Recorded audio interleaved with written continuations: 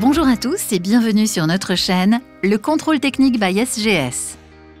Aujourd'hui, nous allons explorer les vérifications cruciales de la direction et de la suspension, un aspect clé pour garantir votre sécurité et le bon fonctionnement de votre moto. Dans cette vidéo, nous aborderons l'inspection visuelle et mécanique de la colonne de direction, des axes de roue et des suspensions. Afin de rouler en toute sécurité, il est vital d'avoir une direction en bon état et précise. Elle assure la liaison entre la roue avant et le sol, en plus du freinage.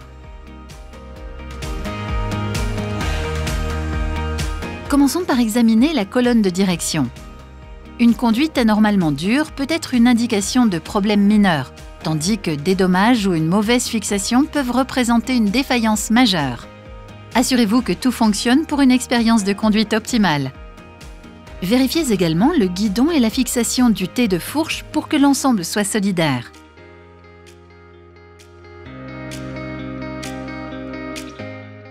Concernant les axes de roue, vérifiez s'ils sont endommagés, mal fixés, déformés ou s'ils ont subi des modifications présentant un risque.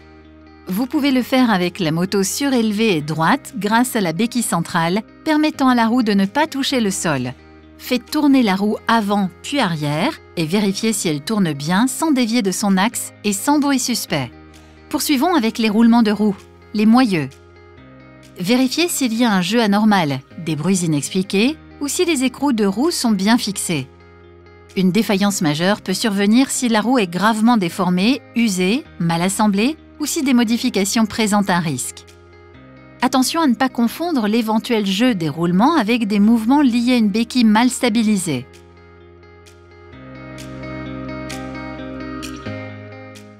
Enfin, examinez les ressorts, les amortisseurs et les composants de suspension, également appelés joints spi. Assurez-vous que ces derniers ne soient pas endommagés, ni craquelés, ni déformés. Des joints en mauvais état n'assurent plus l'étanchéité, pouvant provoquer un mauvais freinage et une tenue de route incorrecte, car le liquide peut suinter sur les roues. N'oublions pas que plus de 70% du freinage se fait sur la roue avant, d'où l'importance accordée à la fourche avant.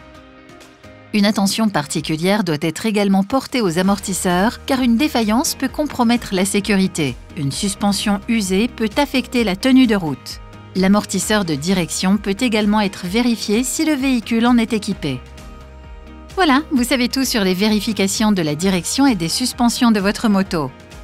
Ces étapes simples peuvent faire toute la différence en termes de sécurité et de performance. Si cette vidéo vous a été utile, n'oubliez pas de mettre un pouce bleu et de vous abonner à notre chaîne. D'autres vidéos sont disponibles afin de vous apporter un maximum de conseils moto. N'hésitez pas à les consulter. À bientôt sur notre chaîne, le contrôle technique by SGS. Restez connectés. Prenez rendez-vous en ligne grâce au lien dans la description.